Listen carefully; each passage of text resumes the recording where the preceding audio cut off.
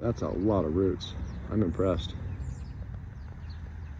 This is how I transplant black raspberry suckers and tip-rooted suckers. So here's a black raspberry plant, and as you probably know, black raspberries like to touch down, and if you're not sure of an easy way to propagate black raspberries, figure out where they touch down.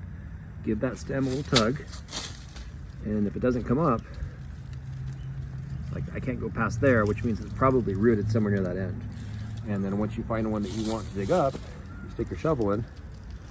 So here's an example. I already snipped it away, so I don't pull the whole plant up, but this end is down here. I give it a tug, you kind of see how it changes color. That's usually a really good sign, especially if it doesn't come right up. And then I like to kind of wiggle it around so you can get as many of those roots as possible.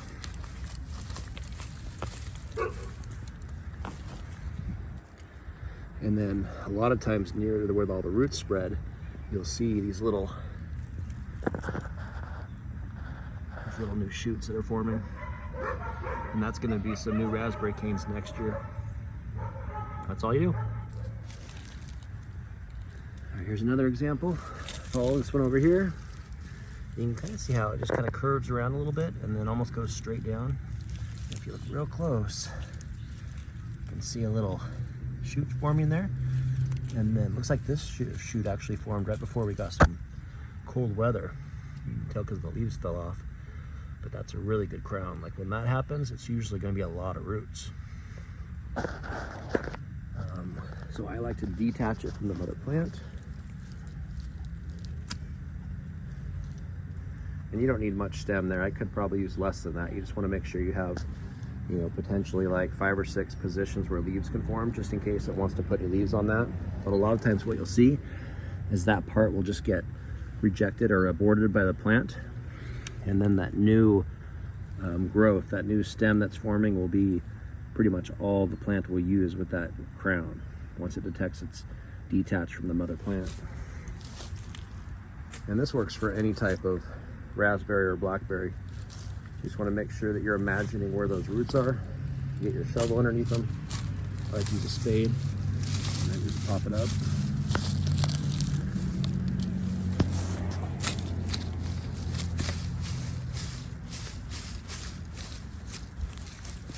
If I feel any resistance, I kind of like to wiggle it around just so I can get as many roots as possible. The less roots you waste, the better. And that's a pretty good clump of roots right there. So that's all for this black raspberry. That's going to be a beautiful plant. And just find a spot for it, bury it about roughly the same depth, and you're good to go.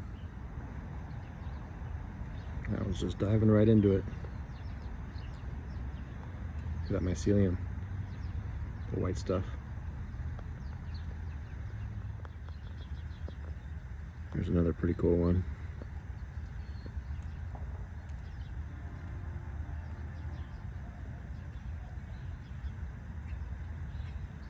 I mean, it's February and we're still having really cold days. It's amazing that this thing's just not even waiting to put out those little starts. Just be super careful when you're transplanting that you don't damage that little start right there, because that'll really set you back. A lot of times you'll get these crazy ones where you'll have multiple.